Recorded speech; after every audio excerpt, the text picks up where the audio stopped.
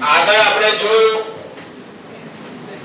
કે અવરોધક ધરાવતો એસી પરિપથ માત્ર અવરોધ હતો જેમાં, પછી માત્ર ઇન્ડક્ટર ધરાવતો એસી પરિપથ લીધો, પછી આપણે કેપેસિટર લીધું, એને પણ એસી વોલ્ટેજ આપ્યું, બરાબર.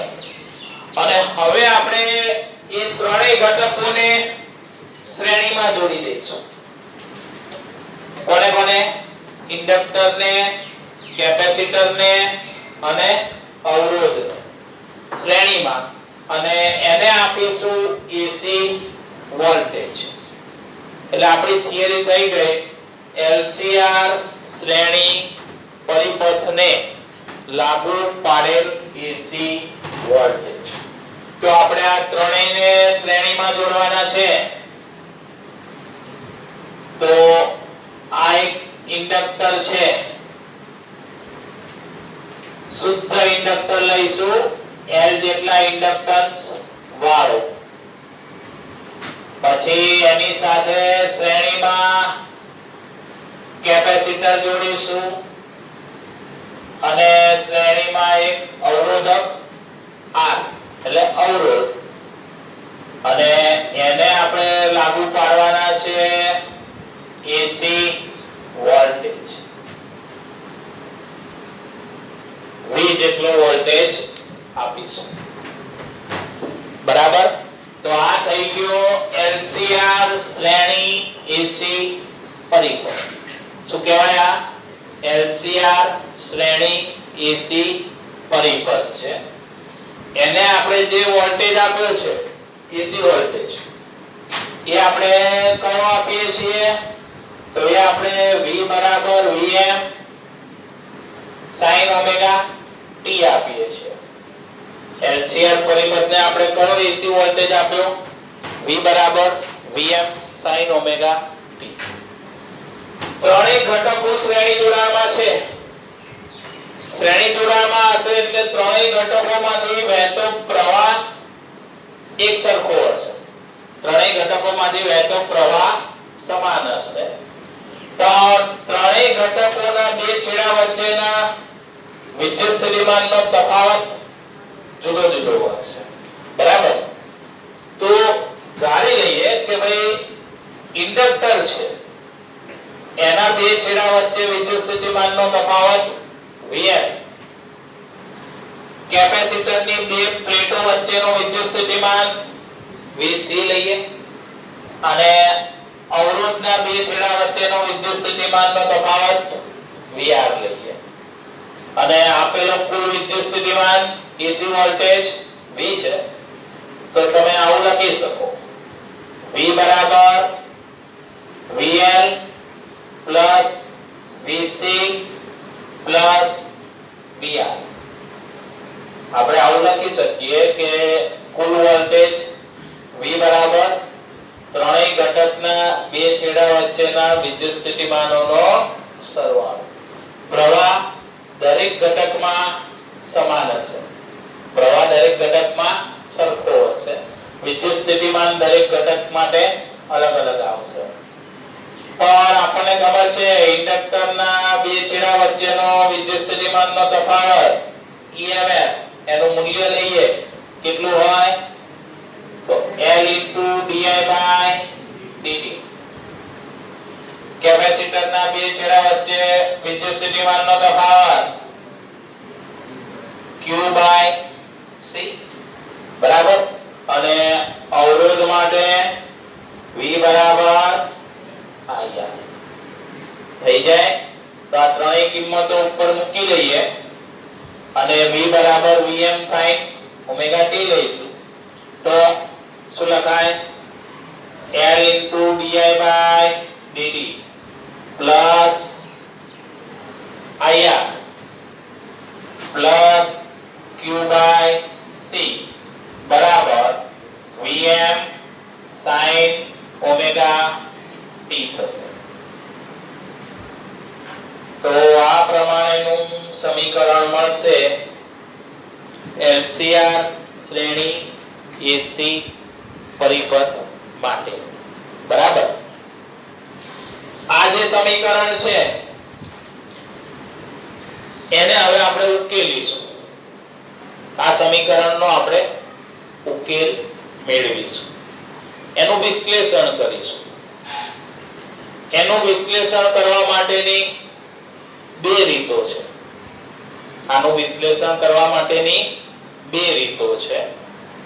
એક કે જે આપણે આગળ વાપરી છે બધામાં, ફેઝર ડાયાગ્રામની રીત, બરાબર. અને બીજી વિશ્લેષણની રીત છે એ બેઝિક રીત કહેવાય. કઈ કહેવાય? બેઝિક રીત અથવા વૈશ્લેષિક રીત, એવું નામ આપ્યું છે. તો આનું વિશ્લેષણ કરવા માટે આપણી પાસે બે રીત છે. એક ફેઝર ડાયાગ્રામની રીત, બીજી બેઝિક રીત અથવા વૈશ્લેષિક રીત. પહેલા આપણે આનો ઉકેલ મેળવીશું, વિશ્લેષણ કરીશું. તો એ માટે પહેલા ફેઝર ડાયાગ્રામની રીતનો ઉપયોગ કરીએ.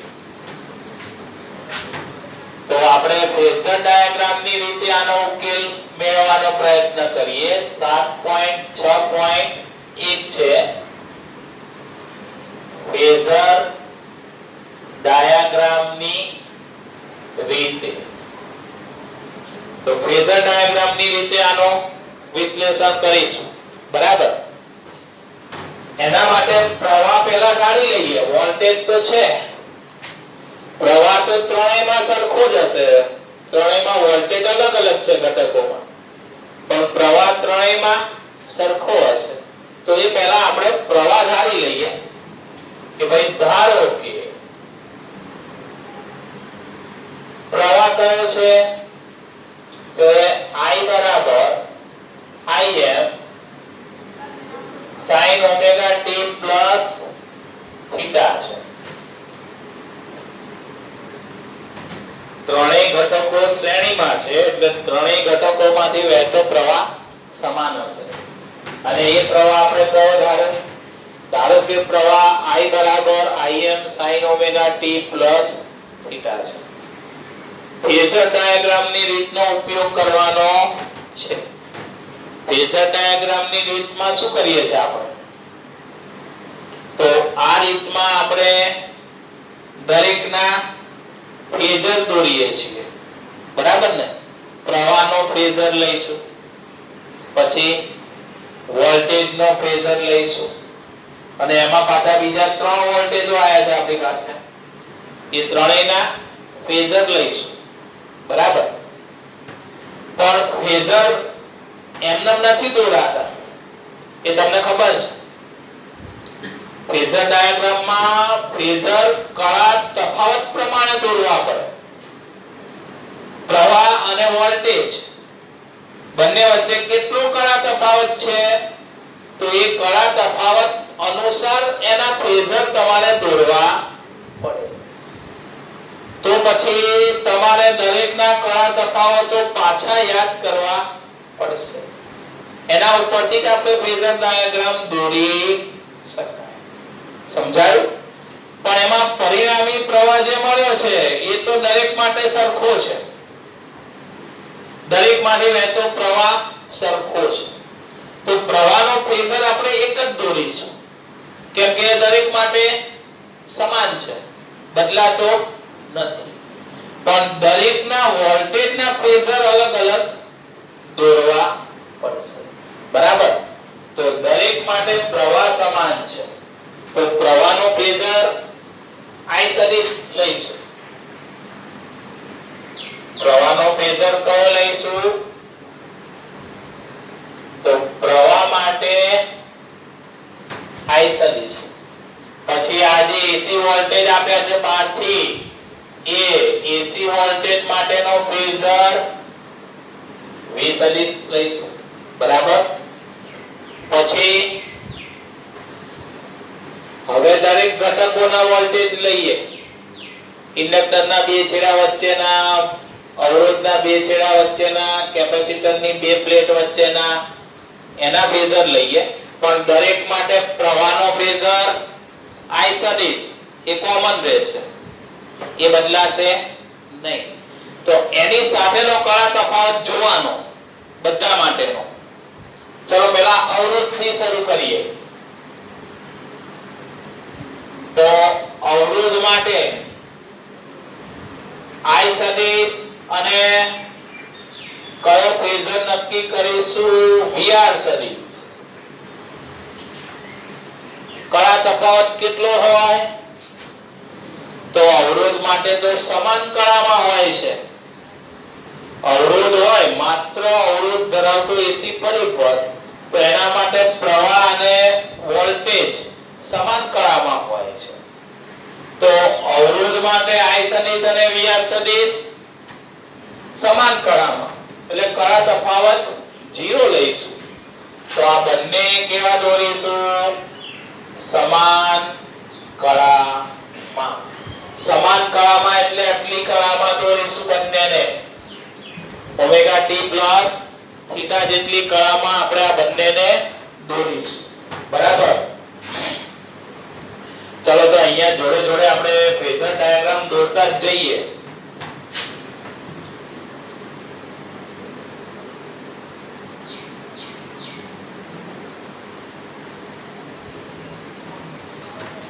તો પહેલા પ્રવાહનો ફેઝર દોરી કાઢીશું કેમ કે પ્રવાહનો ફેઝર બધા માટે એક જ છે. ઇન્ડક્ટર, વોલ્ટેજ, ઇન્ડક્ટર, કેપેસિટર, અવરોધ દરેક માટે પ્રવાહનો ફેઝર એક જ છે અને કેટલા ખૂણે? ઓમેગા t પ્લસ થીટા ખૂણે. તો સૌથી પહેલું આપણું કામ કે ભાઈ આ પ્રવાહનો ફેઝર I સદિશ અને એક ખૂણો કેટલો લઈશું? તો એક ખૂણો લઈશું ઓમેગા t પ્લસ થીટા. બરાબર. ચલો પછી પહેલા અવરોધ માટે વોલ્ટેજ વાળો ફેઝર લઈ લો. કયો થાય? VR સદિશ. પણ બંને સમાન કળામાં છે. તો સમાન કળામાં હોય તો પછી જ્યાં તમે I સદિશ દોર્યો છે જેટલી કળા માટે એટલી જ કળા માટે તમારે VR સદિશ પણ દોરવો પડે. તો અહીંયા ને અહીંયા જ આપણે આ VR સદિશ દોરીશું. બરાબર. અને એનું માન કેટલું હશે? તો ધારો કે એનું માન છે VR. અહીંયા કળા તફાવત phi લીધો છે ને, ઓમેગા t પ્લસ phi કરી કાઢીશું.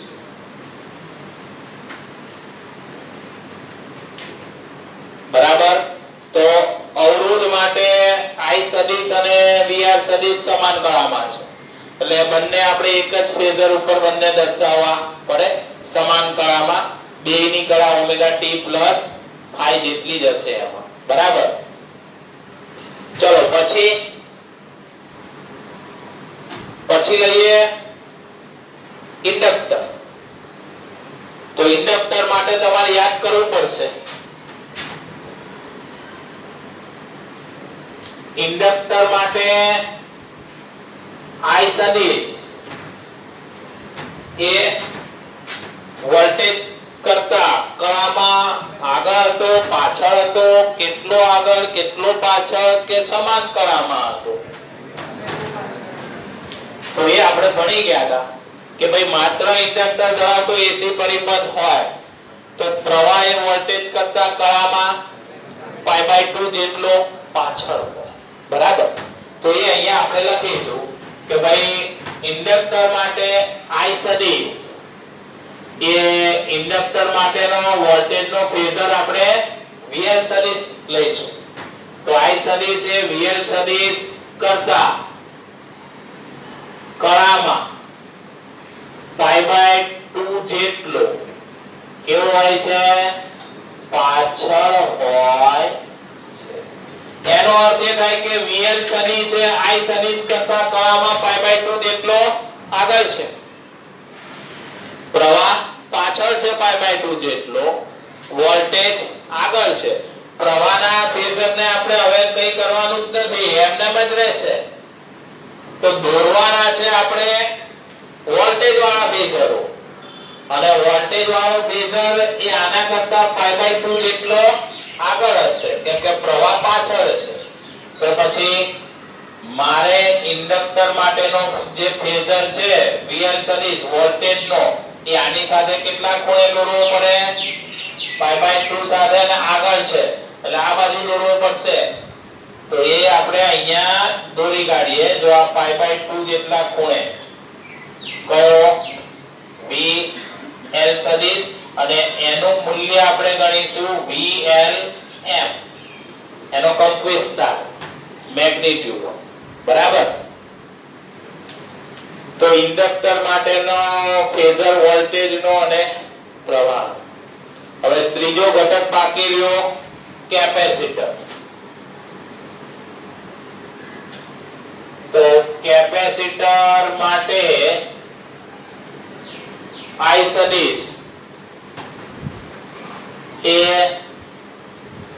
એનો આપણે વોલ્ટેજનો ફેઝર VC સદિશ લઈશું. તો એ શું હોય? પ્રવાહ એ વોલ્ટેજ કરતા કળામાં π/2 જેટલો આગળ હોય છે બરાબર. ઇન્ડક્ટરમાં પાછળ હોય છે પ્રવાહ. તો અહીંયા I સદિશ એ VC સદિશ કરતા કળામાં π/2 જેટલો આગળ હોય. પ્રવાહ આગળ હોય છે એટલે વોલ્ટેજ પાછળ હશે. તો આ પ્રવાહ તો ત્રણેયનો સરખો છે. તો આ કેપેસિટર માટેનો પ્રવાહનો સદિશ ફેઝર. તો વોલ્ટેજનો એના માટે π/2 જેટલો પાછળ. π/2 જેટલો પાછળ એટલે આની વિરુદ્ધમાં જ આવશે આ બાજુ બરાબર ને. તો કેપેસિટર માટેનો વોલ્ટેજનો ફેઝર VC સદિશ એ આની વિરુદ્ધ દિશામાં અહીંયા આપણે દોરી કાઢીએ અને એ પણ કેટલા ખૂણે આવશે? π/2 જેટલા ખૂણે. સમજાયું? તો આ આપણે અહીંયા ફેઝર ડાયાગ્રામ દોરી કાઢ્યો. આમાં યાદ રાખો કે VL સદિશનું મૂલ્ય નાનું છે VC સદિશ કરતા. એટલે આ જે ફેઝર ડાયાગ્રામ થયો એ હકીકતમાં VL VC માટે છે. જો તમને એવું કહેવામાં આવે કે VC VL તો આની લંબાઈ ઓછી રાખવાની, આની લંબાઈ વધારે રાખવાની. સમજાયું? બરાબર.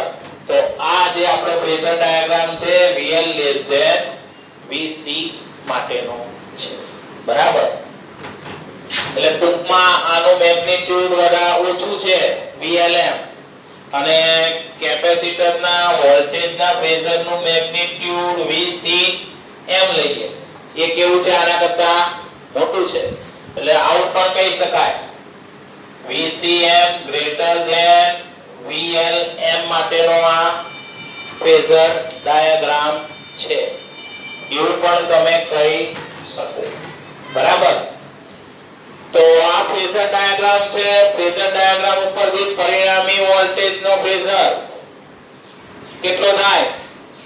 તો પરિણામી વોલ્ટેજનો ફેઝર એ અહીંયા છે V બરાબર VL VC VR. તો અહીંયા પણ શું થાય? તો V સદિશ બરાબર VC સદિશ VL સદિશ VR સદિશ લખી શકાય. પરિણામી વોલ્ટેજનો ફેઝર V સદિશ is equal to VC સદિશ VL સદિશ VR સદિશ લખી શકાય.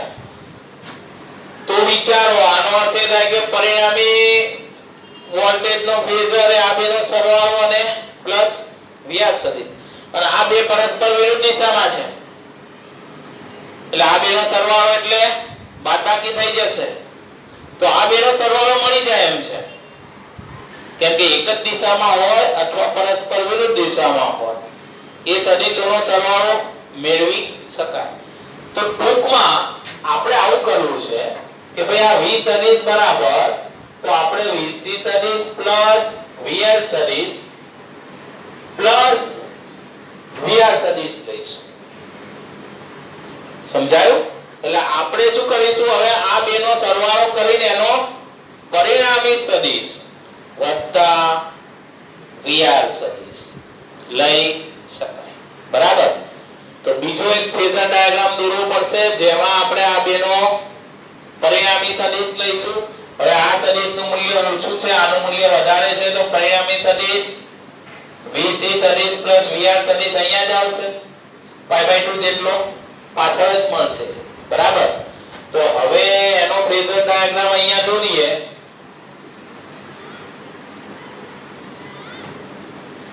તો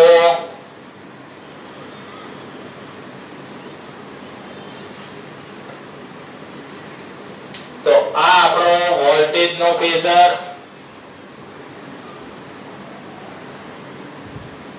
VR સદિશ. બરાબર? અને અહીંયા π/2 જેટલા ખૂણે આપણને કયો મળશે, તો એ VC સદિશ પ્લસ VL સદિશ મળશે. બરાબર?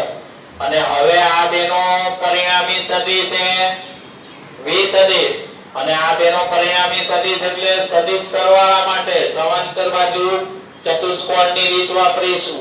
સમાંતર બાજુ ચતુષ્કોણ માટે અહીંયા ચતુષ્કોણ બનાવો. તો જો આ ચતુષ્કોણ બની ગયો, તો આ એનો વિકર્ણ એ આપણા માટે શું થઈ જાય, પરિણામી સદિશ V સદિશ. ફરીવાર V સદિશ પરિણામી વોલ્ટેજ નો ફેઝર, લાગુ પાડેલ AC વોલ્ટેજ નો ફેઝર V સદિશ બરાબર આ બેનો સદિશ સરવાળો. એ સદિશ સરવાળો કરવા માટે આપણે કઈ રીત વાપરી, 11મા ધોરણમાંથી સમાંતર બાજુ ચતુષ્કોણની રીતની મદદથી સરવાળો કર્યો. તો આ વિકર્ણ જે મળે એ કયો મળે, આ બેનો પરિણામી સદિશ એટલે એ V સદિશ. તો અને એનો આ ખૂણો કેટલો છે, ઓમેગા t આપ્યો છે. તો આ બાકીનો ખૂણો કેટલો વધશે, phi હશે, કેમ કે VR સદિશનો કુલ ખૂણો ઓમેગા t પ્લસ phi છે. બરાબર? અને બધાના મેગ્નીટ્યુડ મૂકી દઈએ તો આ બેના મેગ્નીટ્યુડ કયા થાય, એ આ થશે. આ સામસામેની બાજુઓ સરખી હશે, અહીંયા લખીએ તો આ થાય VCM માઈનસ VLM. આ બેનો આ પરિણામી સદિશ છે, એનું આ મેગ્નીટ્યુડ મૂલ્ય. બરાબર? આનું મૂલ્ય કેટલું હતું, VR. બરાબર? અને આ પણ એક કાટકોણ ત્રિકોણ થશે, કેમ કે આ કોણ π/2 હતો. તો આ જે આપણે અહીંયા જોઈએ છે આ શું થાય, એક કાટકોણ ત્રિકોણ જેનો કર્ણ V છે. કર્ણનું મૂલ્ય આપણે એનું મેગ્નીટ્યુડ આપણે કયું ગણીએ છીએ, Vm. તો જેનો કર્ણ Vm છે એવો આ કાટકોણ ત્રિકોણ બની ગયો. બરાબર? તો આ કાટકોણ ત્રિકોણ પ્રમાણે કર્ણ બરાબર કે કર્ણનો વર્ગ બરાબર પાયથાગોરસનો પ્રમેય વાપરીએ શું લખાય, Vm² કઈ બાજુ છે, VRm² પ્લસ બીજી કઈ બાજુ રહી, VCM માઈનસ VLM નો સ્ક્વેર થાય. પાયથાગોરસનો પ્રમેય. બરાબર? તો Vm² બરાબર VRm² plus VCM² minus VLM², VCM minus VLM નો હોલ સ્ક્વેર. બરાબર? આમાં બધા વોલ્ટેજો જે છે એ મૂકી દઈએ, કેમ કે બધાના બે છેડા વચ્ચેના વોલ્ટેજ આપણને ખબર છે, આપણે મેળવેલા છે આગળ ત્રણેય થિયરીઓમાં. બધાના બે છેડા વચ્ચેના વોલ્ટેજો આપણે મેળવેલા છે. બરાબર? જેમ કે અવરોધ, તો અવરોધના બે છેડા વચ્ચેનો વોલ્ટેજ આપણે કયો મેળવ્યો હતો, Im × R. Im બરાબર Vm/R હતું.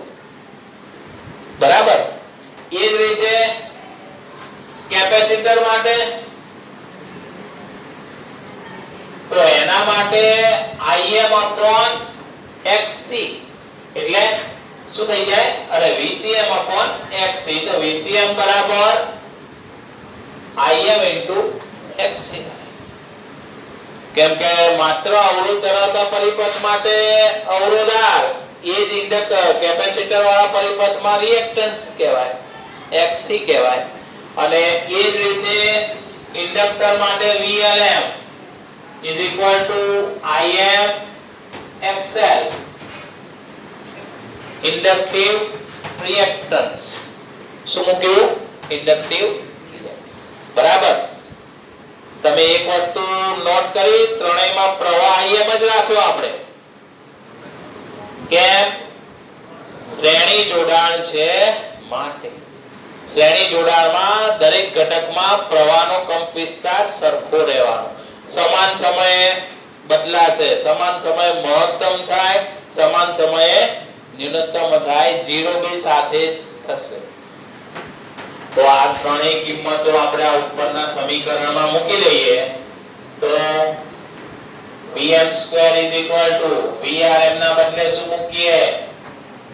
Im² R² VCM Im/Xc Im/XL square. તો VCM નો square is equal to Im બહાર કાઢો કોમન તો Im સ્ક્વેર કોમન આવશે. અહીંયા સ્ક્વેર છે, અહીંયા સ્ક્વેર છે, Im સ્ક્વેર કોમન લઈએ તો કૌંસમાં R² Xc XL નો સ્ક્વેર વધે બાકી. આ રીતે બરાબર. અને બે બાજુ વર્ગમૂળ લઈ લઈએ, પ્રવાહને કરતા બનાવી દઈએ Im ને. તો Im is equal to સૂત્ર બનશે Vm છે. Vm upon શું થયું? R² Xc XL whole square અને બધું અંદર રૂટમાં. તો આ LCR શ્રેણી AC પરિપથ માટે પ્રવાહનો કંપવિસ્તાર. પણ આ સમીકરણ એ કોના જેવું આવ્યું કે જે અત્યાર સુધી આપણા બધા સમીકરણો આવતા હતા એના જેવું જ આવ્યું. તો આ છેદમાં જે આવ્યો પદ એ પ્રવાહ ઉપર અસર કરનાર પરિબળ છે. જેમ આગળ આપણે દરેકમાં કીધું હતું કે છેદનું પદ એ પ્રવાહ ઉપર અસર કરે છે. બરાબર. એને આપણે અવરોધ કહેતા હતા, એને આપણે રિએક્ટન્સ કહેતા હતા. અને અહીંયા એ પદને નામ આપ્યું છે ઇમ્પિડન્સ. શું કહેવાય એને? પરિપથનો ઇમ્પિડન્સ કહેવાય. તો પરિપથનો ઇમ્પિડન્સ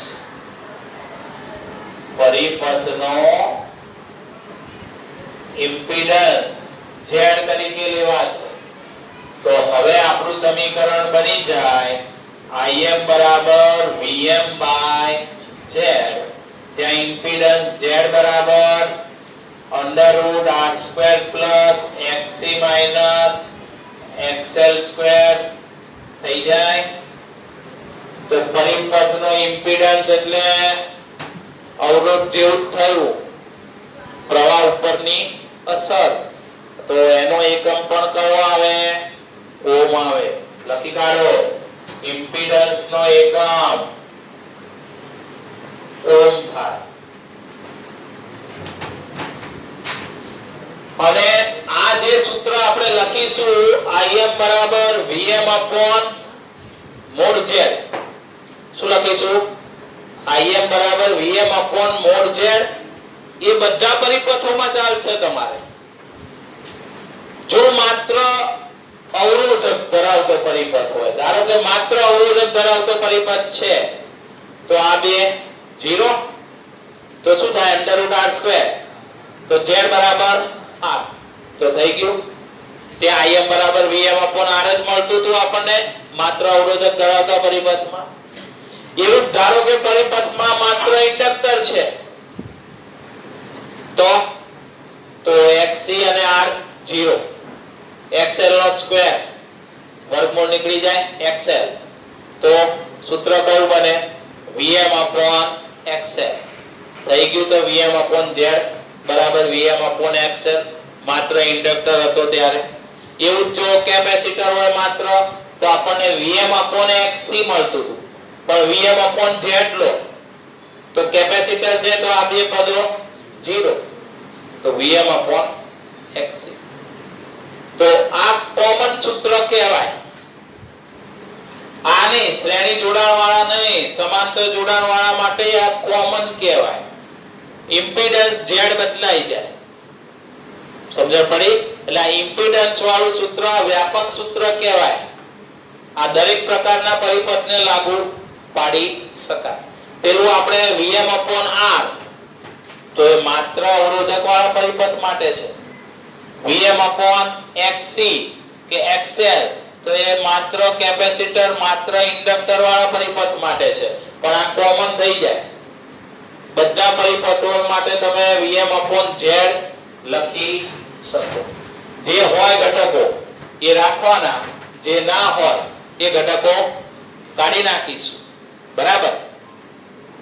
ચલો ત્યાર પછી અહીંયા જે કાટકોણ ત્રિકોણ બન્યો છે એમાં કળા તફાવત છે phi. તો આ કાટકોણ ત્રિકોણ ઉપરથી આપણને આ કળા તફાવત મળે એમ છે. tan phi લઈ લો.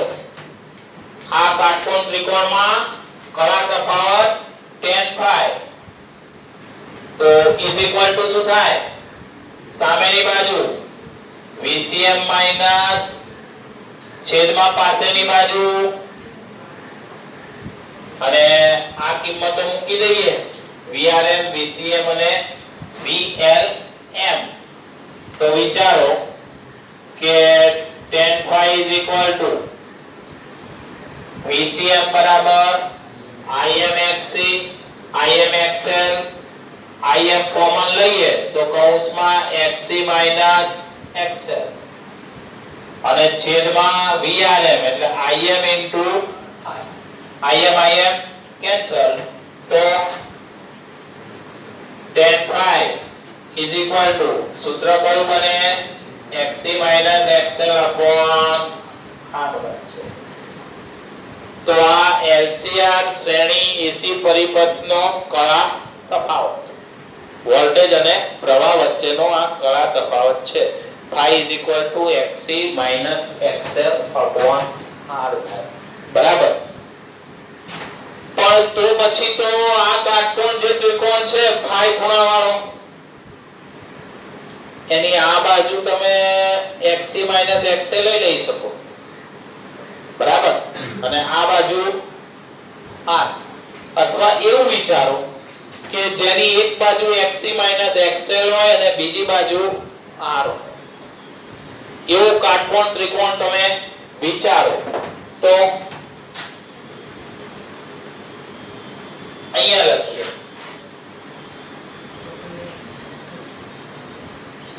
કયો કાટકોણ ત્રિકોણ વિચારવાનો છે આપણે? એવો કાટકોણ ત્રિકોણ દોરીએ કે જેના માટે એક બાજુ R હોય અને બીજી બાજુ કઈ હોય? XC minus XL અને આ ખૂણો phi હોય. તો એનો કર્ણ કયો થાય? એનો કર્ણ થાય Z.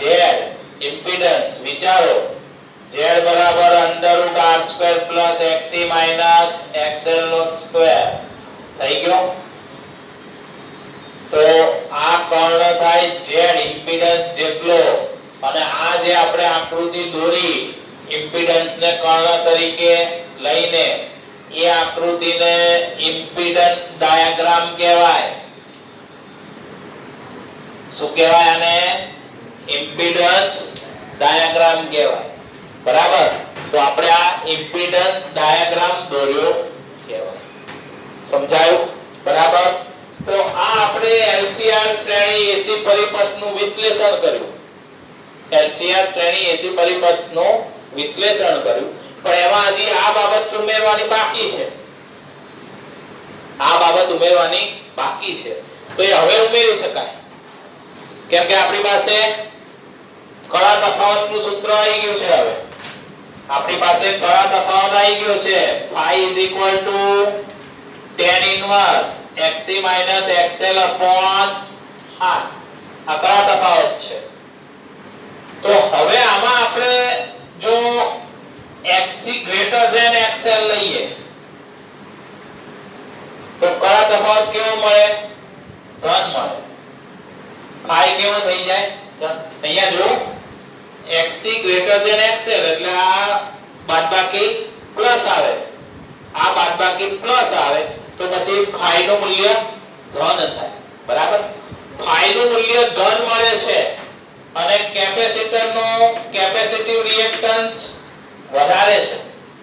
તો આવો LCR શ્રેણી AC પરિપથ જે હોય એમાં પ્રભાવ કોનો વધારે થઈ ગયો? કેપેસિટરનો. કોનો પ્રભાવ પડ્યો? કેપેસિટરનો, કેમ કે એનું મૂલ્ય વધારે છે. તો અંડરલાઈન કરો. તો આવા LCR શ્રેણી AC પરિપથ એના માટે આવું કહેવાય કે આવો પરિપથ પ્રભાવી રીતે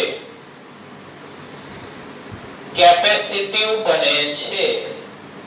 કેમ કે કેપેસિટરનો પ્રભાવ વધારે રહેશે આવા પરિપથમાં, એટલે પ્રભાવી રીતે કેપેસિટર ગણાય આવો પરિપથ. અને જો એનાથી ઉલટું કરીએ XL XC તો કળા તફાવત કેવો થઈ જાય? ઋણ થઈ જાય. તો આવા પરિપથમાં ઇન્ડક્ટન્સ નો એનું ઇન્ડક્ટિવ રિએક્ટન્સ વધી ગયું. તો આવા પરિપથમાં પ્રભાવ કોનો વધારે હશે? ઇન્ડક્ટરનો.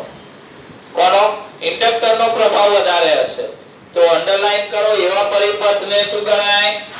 તો આ પરિપથ પ્રભાવી રીતે ઇન્ડક્ટિવ છે તેમ કહેવાય.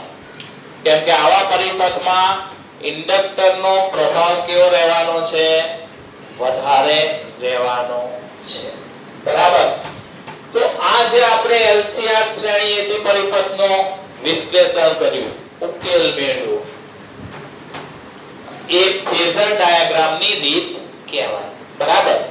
પણ છેલ્લે આપ્યું છે ફેઝર ડાયાગ્રામની રીતના ગેરફાયદા છે, ગેરલાભ છે. પહેલો એનો ગેરલાભ પ્રારંભિક સ્થિતિ સમજાવતો નથી. આ જો આ ફેઝર ડાયાગ્રામ છે, કઈ સ્થિતિથી ચાલુ કર્યો? ઓમેગા t થી ચાલુ કરવો પડે. ઓમેગા t + phi થી ચાલુ કર્યો. t બરાબર 0 વાળી પરિસ્થિતિ નથી. તો એનો અર્થ શું થયો? કે પ્રારંભિક સ્થિતિની જાણકારી ફેઝર ડાયાગ્રામ ઉપરથી મળશે. અને એવું જરૂરી નથી કે t બરાબર 0 સમયે અહીંયા 0 ઉપર જ હોય. ગમે ત્યાંથી શરૂ થઈ શકે દોલનો. બરાબર? તો પ્રારંભિક સ્થિતિની માહિતી આના ઉપરથી મળશે નહીં. અને બીજું કે આ ઉકેલ તો આપણે મેળવ્યો, પણ આ ઉકેલ સ્થાયી અવસ્થા માટે છે. તમે આ અહીંયા t સમયનો અવસ્થા માટેનો આ ઉકેલ છે, એટલે કોઈ એક સમયની અવસ્થાનો ઉકેલ છે, એ સ્થાયી અવસ્થા માટે. અને જ્યારે અહીંયા તો આ બધું સતત બદલાય રાખશે, તો આને સ્થાયી અવસ્થા ઉકેલ કહેવાય. શું કહેવાય આ ઉકેલને? સ્થાયી અવસ્થા ઉકેલ. આ વ્યાપક ઉકેલ ગણાય. તો ફેઝર ડાયાગ્રામની રીતના બે ગેરફાયદા છે. એક પહેલો ગેરફાયદો કયો? કે પ્રારંભિક સ્થિતિની જાણકારી મળતી નથી. બીજો ગેરફાયદો કે વ્યાપક ઉકેલ મળતો નથી. સ્થાયી અવસ્થા ઉકેલ મળે છે. બરાબર?